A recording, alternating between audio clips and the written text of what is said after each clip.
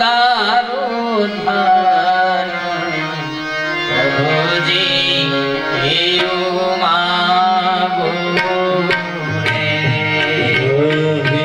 જન્મ જન્મ તારું પ્રભુજી એવું માગું. હે ભગવાન, અંત સમયે તારું ધ્યાન મને આપ, તારું ધ્યાન રહે.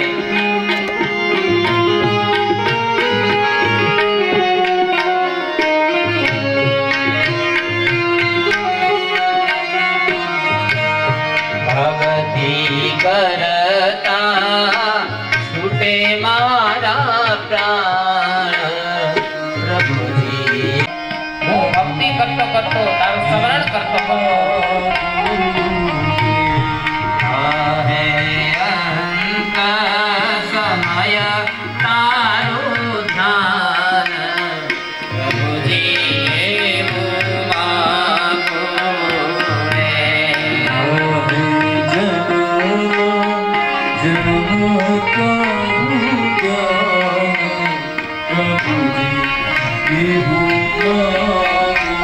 મનોહર જોયા રે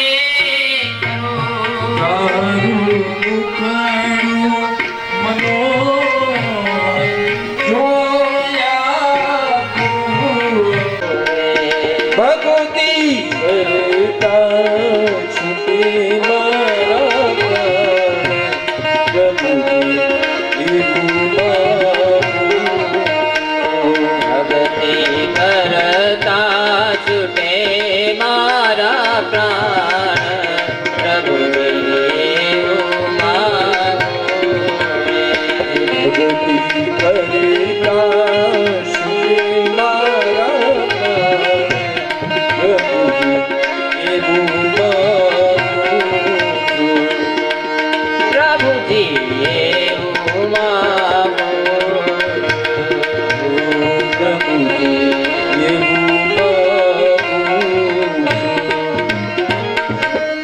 ભગવાન કે અંત સમયે તમારી યાદ રહે હે ભગવાન, આવું હું માગું છું. ભગવાન ભીષ્મ પિતા સમજી ગયા છે, ભગવાન આવ્યા છે. ભીષ્મ પિતા જ્યાં બાણસૈયા ઉપર સુતા છે ત્યાં ભગવાન દ્વારકાનાથ આવ્યા છે. ભીષ્મ સમજી ગયા આમ કૃષ્ણ જ છે. તે દોડતા દોડતા બહાર આવ્યા. તેઓ કૃષ્ણને વંદન કરે છે. આજે તો હું તમારું ધ્યાન કરું છું, પણ અંતકાળે તમારું ધ્યાન રહેશે કે નહીં એ સમયે મારી લાજ રાખવા તમે જરૂર આવજો. હે મારા દ્વારકાનાથ, તમે જરૂર આવજો, મારું મરણ સુધારજો. એ વખતે ભગવાન કૃષ્ણ વચન આપે, હું જરૂર આવીશ. તેમને આપેલું વસન સત્ય કરવા દ્વારકાનાથ પધાર્યા છે. જ્યારે વસન આપ્યું હતું ભીષ્મ પિતાને, એ વસન સત્ય કરવા માટે પધાર્યા છે. આપ અમારા મરણ સમયે જરૂર આવજો. ભીષ્મ પિતામહ ભગવાનની સ્તુતિ કરે છે. ભીષ્મ પિતામહ દિવસમાં 3 વાર પ્રભુની પ્રાર્થના કરતા. તે પણ ભગવાનની રોજ 3 વાર પ્રાર્થના કરજો તમે પણ. ભીષ્મ પિતામહને યાદ આવે છે કે યુદ્ધમાં ભગવાન કૃષ્ણ અર્જુનના રથમાં સારથી રૂપે બિરાજતા હતા. ત્યારે મેં એમને અનેક બાણો માર્યા હતા, પણ મને એક પણ બાણ એમણે મને માર્યું નહોતું. યુદ્ધમાં દુર્યોધનને ભીષ્મ પિતામહને ઠપકો આપતા કહ્યું, દાદા તમે અત્યાર સુધી મારા ઘરનું ખાધું, પણ યુદ્ધમાં સમય તમને પાંડવો હારા લાગ્યા છે. દુર્યોધનના આવા વચનોથી ભીષ્મ પિતામહ આવેશમાં આવી ગયા. નક્કી કર્યું આવતીકાલે અર્જુનની ખબર લઈ લે. ભગવાન કૃષ્ણ એના રથમાં બિરાજેલા છે, તેથી તેની જ જીત થાય છે. આ કૃષ્ણ ઉઠી જાય પછી અર્જુનને બાણ મારી. તેથી આજે ભીષ્મ પિતામહ અર્જુન નહીં પણ કૃષ્ણને બાણ મારે છે. ભીષ્મ પિતામહના બાણથી દ્વારકાનાથનું કવચ ફાટી જાય છે. કૃષ્ણ ઘાયલ થાય, અંગમાંથી રુધિરની ધારા થઈ છે. અર્જુનના રથ ઉપર હનુમાનજી બિરાજા, તેઓ હરિના દાસ છે. કૃષ્ણ ઘાયલ થાય, હનુમાનજી જોઈ શક્યા ને એમને થઈ ગયા મારા માલિકને બાણ મારે છે. એના મુખમાં સમય મનમાં સમજે છે શું, તેઓ થોડા ક્રોધે ભરાઈ ગયા. હનુમાનજી મહારાજ ક્રોધમાં હોપ હોપ ગર્જના કરી હનુમાનજીનો રૌદ્ર રૂપ ધારણ કર્યું. ત્યારે બધા ગભરાઈ ગયા. ભગવાને હનુમાનજીને હુકુકનું કારણ પૂછ્યું. ત્યારે હનુમાનજી કહ્યું, સ્વામી આપને આ બાણ મારે છે તે મારાથી સહન થતું નથી. આપ આજ્ઞા કરો, હું 2 મિનિટમાં કૌરવનો વિનાશ કરું. કૃષ્ણ સ્મિત કરતા કહ્યું, હનુમાન મને કાંઈ થતું નથી. હું અતિ આનંદમાં છું. આ તો મારી લીલા છે. ઠાકોરજીના અંગમાં રુધિર માંસ હાડકા નથી, તેમના અંગમાં મળ મૂત્ર નથી. શ્રી કૃષ્ણ સ્વરૂપ આનંદમય છે. ભીષ્મ પિતામહને યાદ આવે છે કે હનુમાનજી હુંકાર કર્યો હતો ત્યારે હું પણ ગભરાઈ ગયો હતો. એ વખતે યુદ્ધમાં કૃષ્ણને વિવેક વગર બાણ માર્યા હતા મેં, છતાં આજે મારું મરણ સુધારવા ભગવાન પધાર્યા છે. આજે છેલ્લી અવસ્થાએ ભગવાન મને મારા મરણ મંગલમય કરવા પધાર્યા છે. ભીષ્મ પિતા કહે, ઉભા રહો. ધર્મરાજાની શંકાનું. ભીષ્મ પિતામહને શત્રુભુજ નારાયણના દર્શન કરતા તૃપ્તિ થતી નથી. એમની એવી ઈચ્છા છે કે તમારા દર્શન કરતા કરતા હું પ્રાણ છોડું. ભીષ્મ પિતામહને થોડી શંકા કે બધા ઋષિ મુનિઓ દ્વારકાનાથને આસન ઉપર બેસાડશે તો મને એમના દર્શન બરાબર થશે નહીં.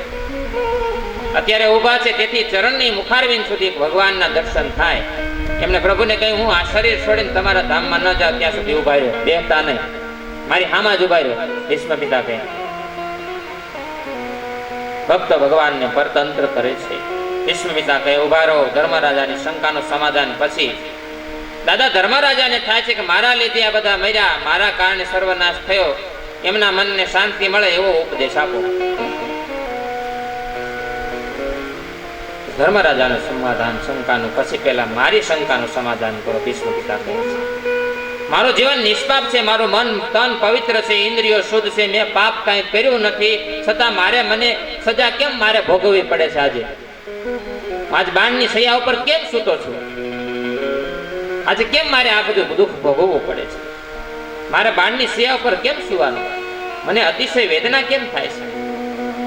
ભગવાન ભીષ્મની શંકાનું સમાધાન કરે છે. દાદાજી, આપે કોઈ પાપ કર્યું નથી એ વાત ખરી છે, પરંતુ તમારી હાજરીમાં થયેલા પાપ તમે આંખ વડે જોયા છે. તમારી આંખે તમે પાપ જોયેલા છે ને, આ એનું દુઃખ તમે ભોગવો છો.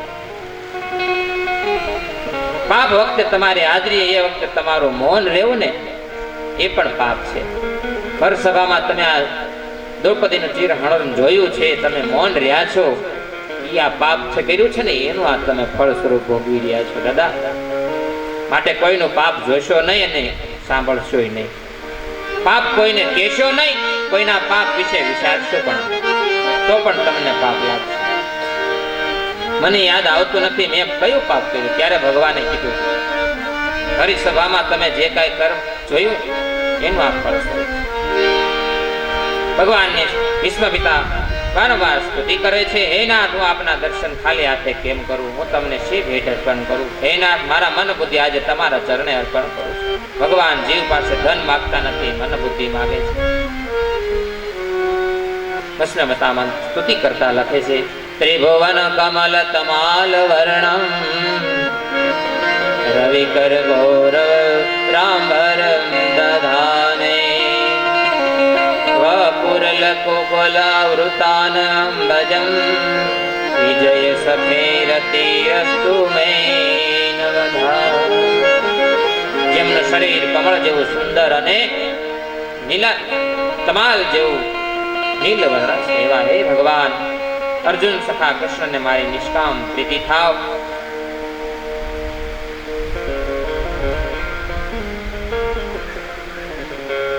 આમ ભગવાનની સ્તુતિ ભીષ્મ પિતામહ કરે છે.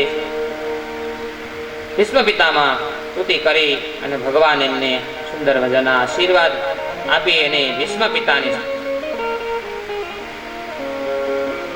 મોક્ષ થાય છે. ઉત્તરાયણના દિવસે ભીષ્મ પિતાનું મરણ થાય છે. ભગવાને ભીષ્મ પિતાનું મરણ સુધાર્યું છે અને છેલ્લે ભીષ્મ પિતા પ્રાણ છોડ્યા છે. ઉત્તરાયણના દિવસે પ્રાણ છોડ્યા અને એમની સારી સુંદર ભગવાનની ગતિ કરી છે. કૃષ્ણ ચરણમાં કરીને ભગવાનના ચરણમાં વંદન કરી ત્યારબાદ પાંડવોના સ્વર્ગારોહણની કથાની વાત. કૃષ્ણ ભગવાન સદાવન બાદ યુધિષ્ઠિરને કલિકાળના શુભ ચિહ્નો જોવા મળ્યા છે. તેઓ સમજી ગયા કે હવે નારદજીના સંકેત મુજબ કલિગનો પ્રવેશ થઈ ચૂક્યો છે. એમણે પણ સ્વર્ગારોહણ કરવાનો આશ્રય કર્યો. પોતાના પૌત્ર પરીક્ષિતને ગાદી બેસાડી પાંચે પાંડવોને દ્રૌપદી સહિત ઉત્તર તરફ પ્રયાણ શરૂ કર્યું. ઉત્તર એ દેવો અને માનવોનો શાંતિ પ્રદાન કરનાર દિશા છે. કેદારનાથ પાસે તેમણે ભગવાન શિવજીની પૂજા કરી, તેથી આગળ નિર્વાણ પંથ છે. પાંડવોએ તે પંથ લીધો છે. નારાયણનું સ્મરણ કરતા કરતા મન શુદ્ધ થયા છે. તેઓ શ્રી હરિના ધામમાં ગયા. પાંડવો દ્રઢ અને મન કેળવી પ્રભુના નામનું સ્મરણ કરતા કરતા હિમાલયમાં લીન થાય છે. સૌથી પહેલા દ્રૌપદીનું પતન થયું. દ્રૌપદી પતિવ્રતા હતા, પણ એમને અર્જુનમાં વિશેષ પ્રેમ હતો એટલે તેમનું વલણ પક્ષપાત ભર્યું હતું. આથી પહેલું પતન દ્રૌપદીનું થયું. બીજું પતન સહદેવનું થયું. સહદેવ જ્ઞાનનું અભિમાન હતું એટલે બીજું પતન. ત્રીજું પતન નકુલનું થયું. નકુલને રૂપનું અભિમાન હતું. ચોથું પતન અર્જુનનું થયું. પરાક્રમનું અભિમાન હતું. પાંચમું પતન ભીમનું થયું. ભીમ પૂછે, મોટા ભાઈ, મેં કોઈ પાપ કર્યું નથી તો મારું પતન શા માટે કરું થાય? યુધિષ્ઠિર કહ્યું, તું બહુ ખાતો હતો ને, તારું ધ્યાન હંમેશા ખાવામાં રહેતું હતું, એટલે તારું આ પતન થયું. ખાવો બેસો ત્યારે આંખ ઉગાડી રાખો, પરંતુ અતિથિને, બ્રાહ્મણને, દેવોને જમાડો ને ત્યારે આંખ બંધ રાખજો. એકલા ધર્મરાજા આગળ વધે છે, એમની પાછળ પાછળ એક કૂતરું આવતું હતું. ધર્મરાજે પરીક્ષા કરવા માટે યમરાજા એક સ્વરૂપે કૂતરું બન્યા અને બીજા સ્વરૂપે યુધિષ્ઠિર પાછે આવ્યા અને કહી, હું તમને સ્વર્ગમાં લઈ જવા માટે આવ્યો છું, પણ તમારી પાછળ પાછળ જે કૂતરું આવે તેને સ્વર્ગમાં પ્રવેશ નહીં મળે. ધર્મરાજા કે આપની વાત સાચી છે, પણ જે કૂતરું મારી પાછળ પાછળ આવ્યું છે ને, તેને મારાથી કેમ ત્યજાય, એને કેમ મૂકી દેવાય? એટલે હું તે કૂતરાને ત્યજીને સ્વર્ગમાં આવવા માંગતો નથી. વળી જે 100 પગલા સાથે હાલે ને તે સંત પુરુષો પોતાના સંબંધી માને છે. કૂતરામાંથી યમરાજ પ્રગટ થયા. ધર્મરાજા સદૈવ સ્વર્ગ સીધાવ્યા છે. તુકારામ પણ સૌને રામ રામ કરી સ્વર્ગે સીધાવ્યા હતા. મીરાબાઈ તો સદૈવ દ્વારકાધીશમાં સમાઈ ગયા હતા. દ્વારકાના મીરાબાઈને સાથી સરસા સાપી દે છે. આમ જે જીવ પાપી છે તેના મનમાં અને જે શાસ્ત્રની મર્યાદા તોડે છે તેના ઘરમાં કલી પ્રથમ આવે છે. જો તમારો આસાર વિચાર શુદ્ધ હોય ને તો કલી તમારા ઘરમાં પ્રવેશ કરશે નહીં. પાંડવોનો સ્વર્ગારોહણ થયા પછી એક દિવસ રાજા પરીક્ષિત દિગ્વિજય કરી સરસ્વતી નદી કિનારે આવ્યા છે. ત્યાં ગાય અને બળદને એક કાળો પુરુષ લાકડી વડે મારતો હતો. ધર્મ એ બળદ અને ગાય પૃથ્વીનું રૂપ છે. ત્યારે ગાય રૂપી પૃથ્વી કહે કે કૃષ્ણે આ પૃથ્વી ઉપરથી લીલા સંકેલી લીધી, એટલે આ સંસાર પાપમય અને કલિ યુગની કુદૃષ્ટિનો શિકાર બન્યો છે. ધર્મની મર્યાદાનો બરાબર પાલન કરશો તો જ્ઞાન આપોઆપ પ્રગટ થશે. ધર્મના મુખ્ય 4 અંગો છે: સત્ય, તપ, પવિત્રતા અને દયા. આ 4 અંગ છે ધર્મના છે. સત્ય, તપ, પવિત્રતા અને દયા. સત્યદેવનું એક સુંદર મજાનું દ્રષ્ટાંત છે. એક દિવસ રાજા સત્યદેવ પ્રાતઃકાળે ઉઠ્યો. એને પોતાના ઘરમાંથી એક સુંદર સ્ત્રીને બહાર જતી જોઈ. રાજાને નવાઈ લાગી. પેલી સ્ત્રીને પૂછ્યું, તમે કોણ છો? એટલે સ્ત્રી બોલી, હું લક્ષ્મી છું. હવે તમારા ઘરમાંથી જાઓ છો? રાજા કહ્યું, ભલે આપ જઈ શકો છો, જાઓ તમ તારે. થોડી વાર બાદ ઘરમાંથી એક બીજો સુંદર પુરુષ બહાર નીકળ્યો. રાજાએ પૂછતા એને કહ્યું કે હું દાન છું. અહીંથી લક્ષ્મી ગઈ એટલે મારે શું કામ છે અહીંયા? હું પણ જાઉં છું. રાજાએ કહ્યું, ભલે જાઓ, તમારે જવું હોય તો તમે પણ જાઓ. થોડી વાર પછી ઘરમાંથી ત્રીજો પુરુષ બહાર નીકળ્યો. હું સદાચાર છું, તમારે ત્યાં લક્ષ્મી નથી, દાન નથી, તો હવે મારે હું જાઉં છું. રાજાએ કહ્યું, તમે પણ જઈ શકો છો. થોડી વાર બાદ ચોથો પુરુષ બહાર નીકળ્યો. રાજાએ પૂછતા એને કહ્યું, હું યશ છું, યશ. તમારે ત્યાં લક્ષ્મી, દાન, સદાચાર ગયા, હવે હું રહીને શું કરું? રાજાએ એને જવાની રજા આપી. ત્યારબાદ એક સુંદર યુવાન પુરુષ બહાર નીકળ્યો છે. રાજાએ પૂછ્યું, તમે કોણ છો? કહ્યું કે હું સત્ય છું. તમારા ઘરમાંથી લક્ષ્મી, યશ, દાન, સદાચાર ગયા, હવે હું પણ તેઓની સાથે જઈશ. રાજાએ કહ્યું, ભલે બધાએ ગયા, પણ હું તમને હવે નહીં જવા દઉં. તમે જાઓ તો મારું બધું વયું જાય. સત્ય રહી ગયું. સત્યમાં રહી જવાથી પાછા લક્ષ્મી, દાન, સદાચાર, યશ બધું આવી ગયું. સત્ય એક રહી ગયું ને કે પાછા બધા આવી ગયા. સત્ય રહી ગયું. સત્યમાં રહી જવાથી લક્ષ્મી, દાન બધું પાછું. સત્ય સાથે રહેવા ઈચ્છતા હતા. સત્ય વગર કીર્તિ, સદાચાર, દાન, લક્ષ્મી શા કામના? સત્ય હોવું જોઈએ. સત્ય હશે ને તો બધું આવશે આપણે ઘરે. જીવનમાં લક્ષ્મી, દાન, સદાચાર, યશ ભલે ન હોય પણ સત્ય હોવું જોઈએ. પરીક્ષિત ધર્મની રાજ્ય કરવા લાગ્યા છે. એમણે 3 અશ્વમેઘ યજ્ઞ કર્યા. અશ્વમેઘ યજ્ઞ ઘોડો છૂટો મૂકવામાં આવ્યો છે. પરીક્ષિત રાજાએ વાંસના એ 2 ઘોડા છે. કોઈ પણ વિષયમાં વાંસ બંધાઈ જાય, વાંસના બંધાઈ જાય તેની કાળજી રાખવાની છે. 3 યજ્ઞો કર્યા, ઇન્દ્રિય, શરીર, મનોમુખ વાસનાઓ નાશ થાય છે. પરીક્ષિત રાજાને યજ્ઞનો ઘોડો છૂટો મૂકવામાં આવ્યો છે. પરીક્ષિત રાજાના આચાર અતિ શુદ્ધ હતા, એટલે એને ધર્મશાસ્ત્રની મર્યાદા અનુસાર હતા, તેથી કલી તેમાં પ્રવેશ કરી શકતો નથી. કલી વિચાર કરે, પરીક્ષિત કંઈક પાપ કરે ને તેમાં પ્રવેશ કરે, પ્રથમ રાજાના મનમાં પ્રવેશ કરો, પછી પ્રજામાં પ્રવેશ મળી શકશે. અને રાજા બગડે ને તો જ પ્રજા બગડે. કલી વિચાર કરે છે કે મારે પેલા પ્રવેશ કરવો, પણ કઈ રીતે કરવો? આચાર બગડે ત્યારે વિચાર બગડે, ને આચાર વિચાર બંને બગડે ને ત્યારે કલી ઘરમાં આવે. પાણી બગડે એટલે એની વાણી બગડે. પાણી જેનું બગડે ને પછી પાણી અપવિત્ર થશે, તેનું વીર્ય બગડે. વીર્ય જળ તત્વ મુખ્ય હોય ને ગમે તેના હાથનું પાણી પીવું નહીં એમ કહેવાય છે. તે જ રીતે અન્ન બગડે, મન બગડે. ઋષિનો સૂક્ષ્મ શરીરનો પણ વિચાર કરે, જેનું સ્થૂળ શરીર બગડ્યું તેનું સૂક્ષ્મ શરીર પણ બગડે છે. પરીક્ષિત રાજાનું જીવન બહુ શુદ્ધ હતું. વેરાવળની આગળ પ્રાચી સરસ્વતી આવી છે, ત્યાં કલી અને પરીક્ષિતનો ભેટો થયો છે. કલીએ પરીક્ષિત રાજાને કપટથી સ્પર્શ કરવાનું વિચાર્યું, તેને માયા રસી. પરીક્ષિતે એક પગ ઉપર ઉભેલા બળદને જોઈ. એક શૂદ્ર હાથમાં લાકડી લઈને બળદને મારતો હતો. બળદ એક પગ ઉપર ઉભો રહેવાથી દુઃખી થયો. પરીક્ષિત રાજાએ પૂછ્યું, તારા 3 પગ કોણે કાપ્યા? ધર્મરૂપી બળદ કહે છે, હે રાજન, મને કોણ દુઃખ આપે તેનો નિર્ણય હજુ થયો નથી. કેટલાયનું માનવું છે કાળ દુઃખ આપે છે, કેટલાયનું માનવું છે કે મનુષ્યનો કર્મથી દુઃખી થાય છે, તો કોઈ કઈક માણસ પોતાના સ્વભાવથી દુઃખી થાય છે. રાજન, અમારા દુઃખનો વિચાર તમે જ કરો. રાજા પરીક્ષિત સમજી ગયા, આ શુદ્ર પુરુષ જે છે ને એ જ કળિયુગ છે. તે જ બળદને ત્રાસ આપે છે, દુઃખ દે છે. ગાય અને બ્રાહ્મણ બળદ દુઃખ દે તે જ કલી છે. રાજા કલીને મારવા તૈયાર થયા. કલી પરીક્ષિત રાજાને ચરણે આવ્યો. કલીએ પરીક્ષિત રાજાના શરણ સ્પર્શ કર્યો એટલે પરીક્ષિતના બુદ્ધિ બગડી ગઈ. તે જ મનુષ્યના ચરિત્રમાં તરત જ પરીક્ષિતના ચરિત્રની ખબર ન હોય એટલે પરીક્ષિતના શરીરમાં પ્રવેશ કરી ગયો કલી.